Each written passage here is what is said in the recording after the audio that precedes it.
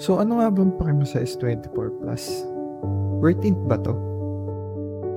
Worth it siya bilhin, eh. So dun muna tayo sa issues na na-encounter ko dito habang ginagamit ko siya. So, unang issue is yung overheating. Overheating? Oo, tama, overheating. Naayos naman siya nung nag-update ako ng One UI 7. Nadagdagan din talaga yung battery life niya. Kasi nung nasa One UI 6 ako, nag-overheat talaga siya kahit na nag-scroll ka lang sa social medias. Sa use case scenario ko, which is lagi akong naka-on ng Wi-Fi, ng Bluetooth, ng data, mobile data, and ng location. So, laging nagko-consume din ng battery. Lagi ako naka 4G na mobile data, hindi ako nagpa-5G. Hindi ko alam kung nag-overheat ba siya dahil Exynos variant siya or ganun din siguro sa Snapdragon. Pero hindi ko rin masasabi talaga kasi wala naman ako ng Snapdragon version niya. Next issue naman is yung front cam niya sa pag video calls, which is madilim talaga kapag low light siya pero malinaw siya kapag highlighting conditions yung environment mo. So yun lang naman, di naman siya masyadong big issue na kasi pag trinatry ko sa ibang phone ko yun sa video calls, maliwanag naman kahit papano yung front cam niya kahit medyo low light. Magandang kuha ng main cam niya and mabilis din yung shutter speed niya, especially sa mga good lighting conditions. And kung makikita nyo sa tatlong kamerang setup niya is yung pangatlong camera niya is 3x telephoto zoom.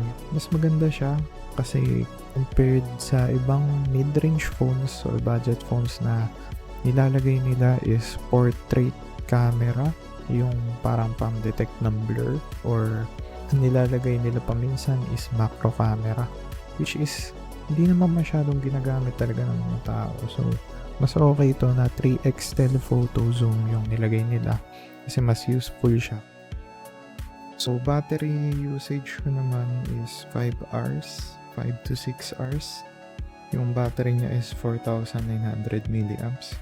So, sa 5 to 6 hours na yun is nag-VC, video call, or social media, scrolling habang naka-data or Wi-Fi.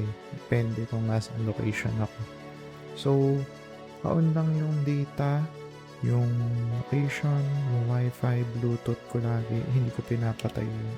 So, nakaka-affect din siya sa aking battery life. So, pwedeng makakuha pa kayo ng more battery life kung papatay niyo yung mga settings na yun lagi.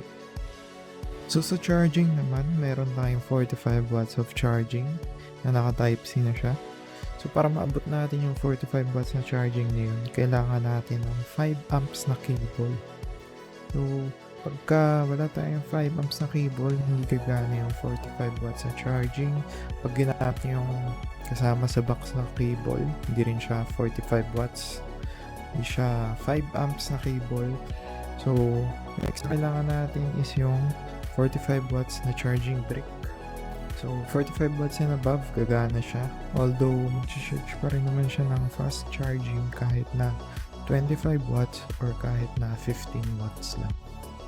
So, para naman sa build, meron siyang aluminum frame na medyo malambot nga lang talaga. So, kailangan yung ingat-ingatan yan. Kailangan lagyan ng case. Medyo madali siyang magasgas compared sa ibang frame na ginagamit ng mga ibang phone brands.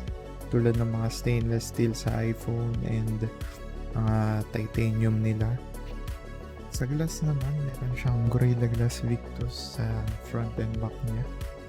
So sa display naman is meron siyang 120Hz Dynamic AMOLED display.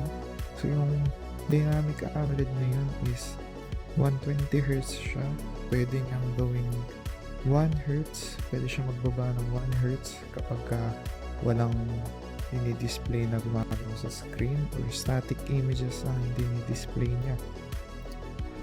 So, yung quality din ng kanyang display is Quad HD na rin, kaya ganda na rin yung resolution niya. So sa Quad HD versus Full HD naman, 1080 versus 1440, halos wala naman diferensya yun sa battery life. So Quad HD yung ginagamit ko, so just to take note lang. So in conclusion pala, no, worth it pa ba bilhin ang S24 Plus Exynos version ngayon 2025? So para sa akin, no, worth it pa rin siya. Kasi 7 years pa ang promise na software update ng Samsung dito. So naka 1 year pa lang tayo, so may 6 years pa na pwedeng maging updated tong phone na to. So kung sa lifespan na yun, no, pwede nyo na lang palitan dun is yung battery, kasi yung mga issues na nabanggit kanina, medyo naayos na rin naman yung iba at pwede pang maayos yan sa mga future software updates. Kaya okay na okay pa rin talaga siyang bilhin. So yun lang guys, thank you for watching, like and subscribe kung ayaw nyo, okay lang din naman.